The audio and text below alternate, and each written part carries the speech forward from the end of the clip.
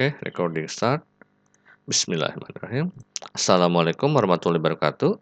Perkenalkan, nama saya adalah Rizky Aditya Surya Pratama atau biasa disingkat SP, SSIMT, yang di pertemuan ke-14 untuk mata kuliah Biokimia Nutrisi atau biasa disingkat BN ini, saya akan sedikit menjelaskan lebih lanjut ya tentang pengawet makanan.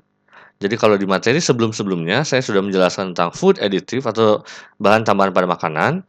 Salah satunya adalah pengawet makanan ini. Di sini saya akan menjelaskan lebih detail dibanding sebelumnya. Oke, pertama ya refresh dulu materinya yaitu mengenai definisi pengawet ya. Jadi, pengawet makanan itu adalah bahan-bahan kimia yang sering digunakan dalam makanan untuk mencegah atau menunda terjadinya pembusukan makanan. Itu namanya adalah zat pengawet atau bahan pengawet pada makanan.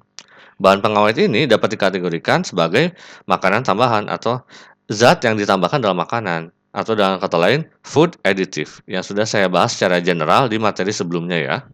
Oke, untuk refreshing saja, lalu next. Nah, ini adalah contoh-contoh bahan pengawet dalam makanan. Sumbernya dari Bear Parker tahun 1980. Jadi sudah cukup lama ya, tapi masih relevan untuk digunakan sebagai referensi untuk pengawet dalam makanan ini. Jadi ini ya tidak akan saya bacakan satu persatu ya karena banyak, tapi intinya ada tabel yaitu ada bahan kimianya mulai dari asetat sampai sodium propionat dengan pKa-nya masing-masing, lalu ADI-nya, acceptable daily intake-nya dalam satuan miligram per kilogram berat badan, dan terakhir adalah contoh penggunaannya dalam makanan gitu. Oke, oke. Jadi di sini saya akan fokus membahas satu persatu contoh-contoh bahan pengawet dalam makanan yang biasa digunakan gitu. Yang pertama adalah asam benzoat dan komponen sejenisnya. Asam benzoat atau C6H5COOH dan garam sodiumnya yaitu C7H5NaO2 bersama-sama dengan metil dan propil paraben itu dikelompokkan bersama dalam bagian ini. Ya kita sebut saja asam benzoat dan kawan-kawannya ya. Yang pertama adalah sodium benzoat, itu merupakan bahan pengawet kimia pertama yang diizinkan oleh FDA. Komponen sodium benzoat ini sampai sekarang masih banyak digunakan dalam berbagai makanan, khususnya makanan yang keasamannya tinggi. Contohnya, sari buah, soft drink, saus tomat, salad dressings, margarin, sirup, dan lain-lain. Jadi, asam benzoat ini biasanya digunakan untuk yang makanan yang asam juga. Dan pada bahan makanan tertentu seperti misalnya sari buah, tingkat penambahan maksimumnya itu hanya 0,1% saja. Jadi sama seperti food additive yang lain, terutama karena pengawet ini cukup berbahaya ya dalam penggunaannya, makanya ada namanya batas penggunaannya yang tidak terlalu besar. Contohnya asam benzoat ini hanya 0,1% saja gitu batas maksimalnya. Oke. Next saya akan bahas tentang asam sorbat. Asam sorbat atau CH3CH, double bond, CH, double bond, CHCOOH itu biasa digunakan sebagai bahan pengawet dalam bentuk garam kalsium, sodium, atau potasiumnya. Di sini, sama ada batasannya untuk yang diperbolehkannya itu dalam makanan adalah sebanyak 0,2% saja. Asam sorbat digunakan biasanya pada apple cider atau sirup apel ya. Karena selain sebagai pengawet, itu juga asam sorbat ini sedikit mempengaruhi rasa dibandingkan dengan benzoat, makanya lebih sering digunakan asam sorbat untuk menggunakan sebagai pengawet pada apple cider ini. Lalu efektif juga untuk sirup coklat, jelly, kue, buah kering, salad dressing, sirup, keju, makaroni salad, dan lain-lainnya. Jadi ini merupakan makanan-makanan dan minuman yang sudah sering kita jumpai ya. Nah, kenapa sering digunakan? Karena metabolisme si asam sorbat ini di dalam tubuh menjadi CO2 dan H2O itu hampir sama dengan metabolisme asam lemak. Jadi akan dideteksi oleh tubuhnya mirip-mirip seperti asam lemak gitu. Tapi tetap saja dibatasi, maksimalnya adalah 0,2% ini untuk penggunaan asam sorbat ini, oke? Berikutnya, sulfur dioksida. Jadi sulfur dioksida atau SO2 dan juga garam sodium dan potasium sulfitnya dalam bentuk SO3, bisulfit yaitu HSO3 dan metabisulfit S2O5 itu bekerja dengan cara yang sama dengan asam sorbat gitu. Jadi metabolisme seperti asam lemak dalam tubuh kita. Tapi SO2 ini digunakan dalam bentuk gas atau cair atau dalam bentuk netral atau garamnya. Ya, ini kebanyakan atau, tapi intinya itu ya, gas, cair, bentuk netral atau garamnya. Kira-kira seperti itu. Biasa digunakan dalam buah-buahan kering, sari buah, wine, dan lain-lainnya. Untuk pembatasannya, itu tergantung bahan makanan yang digunakan. Jadi misalnya, raisin, sirup glukosa itu maksimal adalah 40 mg per kilogram berat tubuh kita. Jam and jelly itu 100 mg per kilogram. Jadi tergantung makanannya untuk sulfur dioksida ini. Batas penggunaannya ya. Next adalah propionat. Asam propionat adalah asam organik dengan 3 karbon. Ya, rumus molekulnya adalah CH3, CH2, COOH. Nah, asam propionat ini lebih cenderung digunakan terdisosiasi itu rendah gitu kecenderungannya. Sehingga komponen ini aktif dalam bahan makanan yang ber-pH, memiliki pH rendah ya, bukan ber-pH. Ini nggak enak juga dilihatnya. Memiliki pH rendah. Asam propionat itu biasanya berfungsi sebagai agen anti-mold dan anti-rob. Jadi ini antibakterial.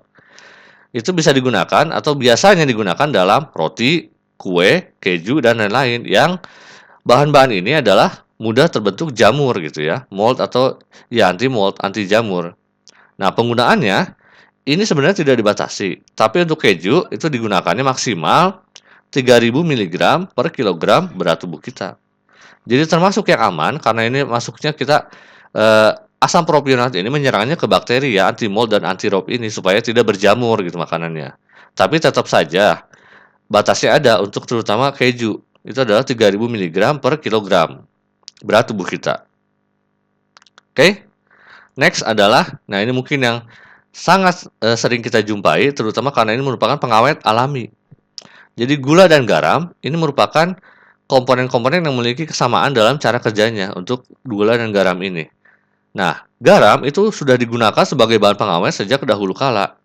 Dan pertama kali digunakan untuk pengawetan daging dengan menggunakan pengeringan. Jadi tinggal ditaburi garam saja gitu. Misalnya mungkin sering dilihat juga dalam pengawetan ikan ya.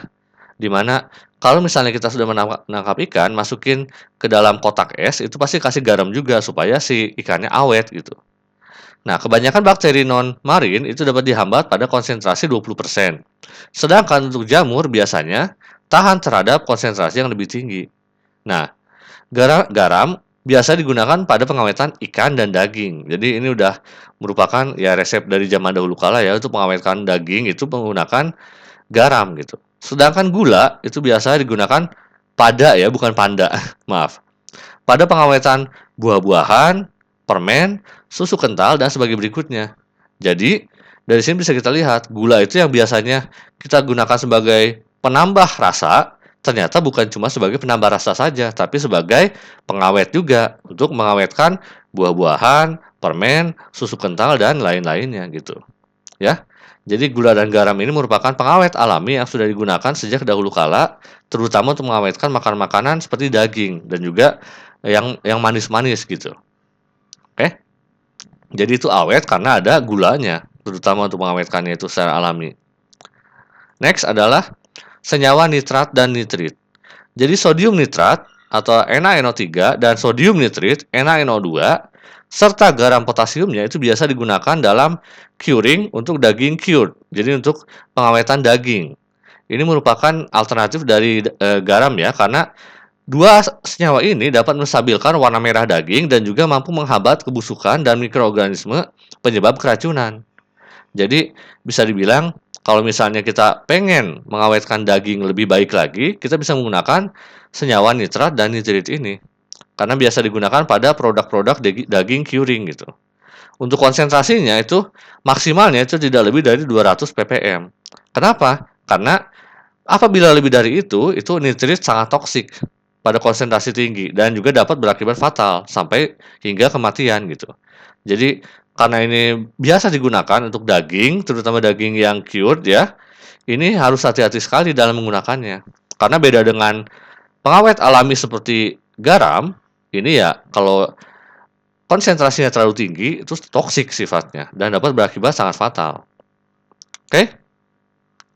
Next adalah ini yang terakhir, asam asetat dan asam laktat.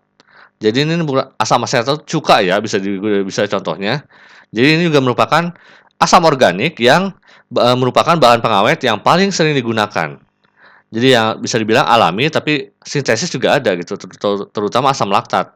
Jadi biasanya keduanya ini digunakan pada produk-produk fermentasi, seperti misalnya pickle, sauerkraut, atau susu fermentasi. Ini sauerkraut ini makanan Jerman ya, kubis yang diberikan asam laktat. Jadi semacam saladnya di versi Jerman ya. Lalu dalam sauerkraut ini asam laktat harus ada paling sedikit 1,5% dari produk akhirnya. Jadi supaya terfermentasi dengan baik itu, bahkan ini bukan maksimal tapi minimalnya 1,5% gitu. Supaya terfermentasi dengan baik untuk produk makanan sauerkraut ini. Oke. Sedangkan untuk susu fermentasi dan lain-lainnya itu sudah biasa digunakan menggunakan asam asetat dan asam laktat ini, dua-duanya ini. Oke. Itu kira-kira contoh-contoh pengawet makanan baik yang alami maupun yang sintesis. Baik itu yang alami atau sintesis tetap saja harus kita gunakan dengan hati-hati karena memiliki efek samping yang berbahaya apabila berlebih gitu. Oke, itu saja yang bisa saya jelaskan tentang pengawet makanan ini. Terima kasih banyak sudah menonton sampai sini videonya. Jangan lupa klik like, komen, dan juga subscribe channel saya ini ya. Wassalamualaikum warahmatullahi wabarakatuh.